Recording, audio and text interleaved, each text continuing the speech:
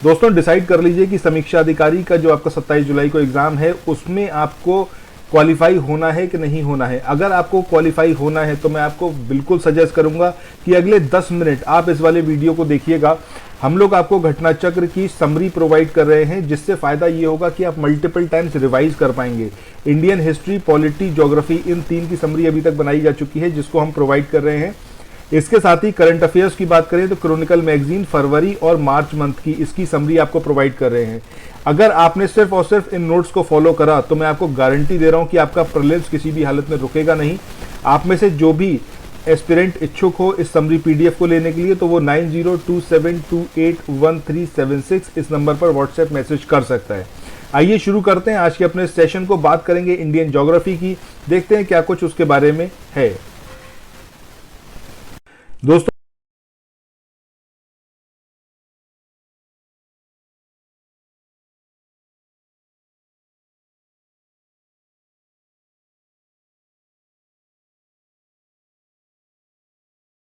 तो पहले चैप्टर से आखिरी चैप्टर तक सब कुछ कवर अप किया गया है। अब एकदम समराइज्ड वे में और कोशिश करी गई है जितना कम से कम पेजेस में सारा मटेरियल समाहित हो सके बिना क्वालिटी से कॉम्प्रोमाइज किए, वो यहाँ पर किया गया है। अभी आप बीच बीच में देखोगे कि क्या रिव्यू रहे हैं अभी तक जिन्होंने भी ये समरी पीडीएफ लिया है, उनके क्या विचार हैं समरी पीडीएफ के बारे में। बहरहाल आज से हम स्टार्ट कर रहे हैं इंडियन ज्योग्राफी को। आप लोग वीडियोस फ्री ऑफ कॉस्ट देख सकते हो, बट मेरा आपको सजेशन यही है कि अगर आप सिलेक्ट होना चाहते हो प्रीलिम्स में तो फिर आपके पास ये पीडीएफ होना ही चाहिए, और जितना डिले करोगे उतना ही अपने लिए कॉम्प्लिकेटेड सिचुएशन आप अराइज करोगे। सो इट्स बेटर कि जल्दी से जल्दी डिसाइड करो और ये जो समरी पीडीएफ है इसको आप लो। सबसे पहले यहाँ पर हम बात करते हैं भारत के बारे में कि क्या एग्जैक्ट चीज़ें हैं जो एग्जामिनेशन में पूछी जा सकती हैं, क्या कुछ इंपॉर्टेंट है। सबसे पहले अवस्थिति यानी कि लोकेशन की बात करें तो दक्षिण एशियाई देश है हिंदुस्तान, और एशिया कॉन्टिनेंट में ये लाई करता है, हिंद महासागर के उत्तर में ये लोकेटेड है। आई होप ये मतलब बिल्कुल बेसिक है और आपको पता होगा ही। अगर हम बात करें कि आकृति कैसी है, क्या शेप है इंडिया की, तो वो कैसी है आपकी अनियमित चतुष्कोणीय। जब आप देखोगे इंडिया को तो कुछ इस तरीके से आपको इंडिया देखने को मिलेगा, ठीक है। सो अनियमित चतुष्कोणीय ये इसकी आकृति है। कुल क्षेत्रफल की बात करें तो 32,87,263 वर्ग किलोमीटर ये टोटल एरिया है इंडिया का। अब इसमें भी अगर हम बात करें तो इसमें पाकिस्तान के कब्जे वाला जो एरिया है वो तकरीबन 78,114 स्क्वायर किलोमीटर एरिया है। इसके अलावा पाकिस्तान ने कुछ एरिया चाइना को दे दिया है जो पाक ऑक्युपाइड कश्मीर वाला है, जिसमें 5,180 वर्ग किलोमीटर का क्षेत्र है। चीन के कब्जे वाले क्षेत्र की बात करें तो वो तकरीबन 37,555 वर्ग किलोमीटर एरिया है। अब एग्जैक्टली ये सारी चीजें आपसे नहीं पूछी जाएंगी। इंडिया का जो एरिया है बेसिकली ये पूछा जा सकता है, या फिर स्टेटमेंट वाइज ये पूछा जा सकता है कि पाकिस्तान ने कितना एरिया ऑक्युपाइड किया हुआ है, कितने परसेंट, या फिर चाइना ने कितना परसेंट एरिया ऑक्युपाई किया हुआ है, और उसमें आपको ऑप्शंस दे रखे होंगे तो वहां से आप इसको रेक्टिफाई कर सकते हैं। इसके बाद आगे बढ़ें, बात करें पृथ्वी के समस्त क्षेत्रफल के कंपैरिजन में इंडिया के पास कितना एरिया है, यानी कि इंडिया जो है कितने एरिया में फैला हुआ है। अगर हम टोटल लैंड एरिया की बात करें पूरे अर्थ की तो तकरीबन 2.4% ये पूछा गया है, याद रखिएगा। इसके बाद मुख्य भूमि के विस्तार की बात करें तो उत्तर से जब हम दक्षिण जाएंगे, नॉर्थ से साउथ जाएंगे, तो ये 3214 इतना किलोमीटर में लंबाई में फैला हुआ है हिंदुस्तान। और जब हम ईस्ट से वेस्ट जाएंगे तब कितना 2,933 किलोमीटर ये इसकी लंबाई है। अक्षांशीय विस्तार की बात करें यानी कि लैटिट्यूडनल एक्सटेंशन की बात करें तो ये आपको अच्छे से पता है कि इंडिया जो है उत्तरी गोलार्ध में लाई करता है। अगर ये आपकी अर्थ है टोटल, ये इक्वेटर है, तो इंडिया यहां पर लाई करता है, यानी कि नॉर्थ जो हेमिस्फीयर है उसमें लाई करता है। 6 डिग्री 45 मिनट से लेकर 37 डिग्री 6 मिनट उत्तरी अक्षांश, यानी कि जो आपका नॉर्थ पूरा जो हेमिस्फीयर है, नॉर्थर्न लेटीट्यूड है, उसमें ये लाई करता है। और ये कहां से कहां तक है, ये आपका जो हमारा अंडमान निकोबार आइलैंड है वहां से ये लिया गया है 6 डिग्री 45 मिनट।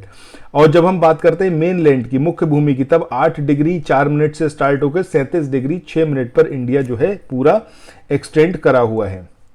देशांतरीय विस्तार यानी कि लॉन्गिट्यूडनल एक्सटेंशन की बात करें सो इंडिया कहां पर है। अब देखो ये अभी जो मैंने यहां पर आपको ग्लोब दिखाया ये इक्वेटर था, इंडिया यहाँ पर नदर्न हेमिस्फीयर में है, ये आपका लेटीट्यूड है, और यहाँ पर ये ईस्टर्न साइड है लेटीट्यूड का, ठीक है। सो ये ईस्टर्न हेमिस्फीयर और मतलब जो लॉन्गिट्यूडनल एक्सटेंशन के अकॉर्डिंग बात करें, और आपका नॉर्दर्न हेमिस्फीयर, इसमें इंडिया लाई करता है। इंडिया के जो मानक समय की बात करें ये कितना है, 82 डिग्री 30 मिनट पूर्वी देशांतर। ये स्पेसिफिकली याद रखिएगा, पूर्वी देशांतर। कभी भी एग्जामिनेशन में अगर ऐसा आ जाए स्टेटमेंट में कि ईस्टर्न दे रखा हो या फिर सॉरी वेस्टर्न दे रखा हो या फिर आपको नदर्न दे रखा हो, इस तरीके से तो कंफ्यूज नहीं होना है, ठीक है। बाकी पूर्वी गोलार्ध में अगर हम बात करें तो टोटल एक्सटेंशन क्या है लॉन्गिट्यूडनल का, तो वो है आपका 68 डिग्री 7 मिनट ईस्ट से लेके 97 डिग्री 25 मिनट ईस्ट तक, ठीक है। इसके बाद बात करें दुनिया भर के जितने देश हैं उसमें टॉप 10 कौन सी कंट्रीज हैं जो एरिया वाइज पूरा टॉप 10 में आती हैं। सबसे बड़ा रशिया, फिर कनाडा, फिर यूएस, फिर चीन, फिर ब्राजील, फिर ऑस्ट्रेलिया, उसके बाद इंडिया, फिर अर्जेंटीना, फिर कजाकिस्तान, फिर अल्जीरिया। इसके बाद अगर हम बात करें पॉपुलेशन की, तो अगर रिसेंट बात करें तो इंडिया एक्सीड कर चुका है चाइना को, बट हम बात कर रहे हैं 2011 के सेंसस के अकॉर्डिंग, क्योंकि क्वेश्चन जो आता है वो उसी के अकॉर्डिंग रहता है। सो चाइना हमसे ज़्यादा पॉपुलेटेड है, उसके बाद इंडिया है। तकरीबन 17.5% जो पॉपुलेशन है वो इंडिया में लाई करती है। इसके बाद बात करें राज्य और केंद्र शासित प्रदेशों की कि 26 जनवरी 2020 के बाद से क्या स्थिति है। टोटल राज्य कितने हैं आपके, 28 स्टेट हैं। वहीं यूनियन टेरिटरी की बात करें 8 यूनियन टेरिटरी हैं। अब इसमें दादरा और नागर हवेली और दमन और दीव ये नवीनतम केंद्र शासित प्रदेश है। और इसे कैसे बनाया गया, पहले जो 2 अलग अलग यूनियन टेरिटरी थी, एक थी आपकी दादरा और नागर हवेली, दूसरी थी दमन और दीव। इन दोनों को समाहित करके एक यूटी में कन्वर्ट कर दिया गया। इससे पूर्व निर्मित जो केंद्र शासित प्रदेश था वो कौन सा था आपका, जम्मू कश्मीर और लद्दाख। जब जम्मू कश्मीर जो एज अ स्टेट था उसका फिर विघटन किया गया, बांटा गया उसे 2 हिस्सों में और उन्हें यूनियन टेरिटरी बना दिया गया। उसके बाद फिर जो यूनियन टेरिटरी बनी है वो दमन और दीव और दादरा और नागर हवेली को मिलाकर बनाई गई है, ठीक है। भारत की मुख्य सीमा का विस्तार लगभग 15,200 किलोमीटर है। इसके बाद आगे बात करें अक्षांशीय विस्तार की, तो 2 समानांतर अक्षांश रेखाओं के मध्य की जो दूरी होती है वो कितनी, तकरीबन 111 किलोमीटर होती है। इसका मतलब क्या है कि अगर ये देखो आप यहाँ पर इस तरीके से है, ठीक है, ये आपका इक्वेटर है, इसके पैरेलल सारे लैटिट्यूड रहते हैं ये, तो हर एक लैटिट्यूड के बीच में जो डिफरेंस रहता है वो 111 किलोमीटर के लमसम रहता है। इसके बाद आगे यहाँ पर देखें कि अक्षांश रेखाओं की जो कुल संख्या है वो कितनी है, 179, ठीक है। टोटल जो लैटिट्यूडनल लाइंस है वो कितनी है, 179। इसके बाद प्रधान याम्योत्तर रेखा की बात करें वो क्या है आपका, 0 डिग्री देशांतर, यानी कि जो 0 डिग्री लैटिट्यूड है ये आपका मेन मेरिडियन लाइन है। आगे बात करें देशांतर रेखाओं के बीच जो अधिकतम दूरी होती है वो कितनी होती है, 111.33 किलोमीटर। ये 2 देशांतरों के बीच की दूरी है। 1 डिग्री देशांतर घूमने में पृथ्वी को कितना समय लगता है, तकरीबन 4 मिनट का। इसके बाद आगे देखें भारतीय मानक समय की जो याम्योत्तर रेखा है वो कुल कितने प्रदेशों से होकर गुजरती है, तो 5 प्रदेशों से होकर गुजरती है। जो आईएसटी है यानी कि इंडियन स्टैंडर्ड टाइम, ये जो लाइन है, ये जो लॉन्गिट्यूड है, ये 5 स्टेट से होकर गुजरता है।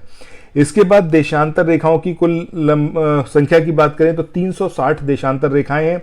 अच्छा, यहाँ पर थोड़ा सा और समझ लो देशांतर रेखाओं के बारे में। ये तो हो गए आपके लैटिट्यूड, ठीक है, इक्वेटर वाली लाइन, और यहाँ नॉर्थ पोल और साउथ पोल को मिलाने वाली ये जो रेखाएं होती हैं ये कहलाती हैं आपकी लॉन्गिट्यूड, ठीक है।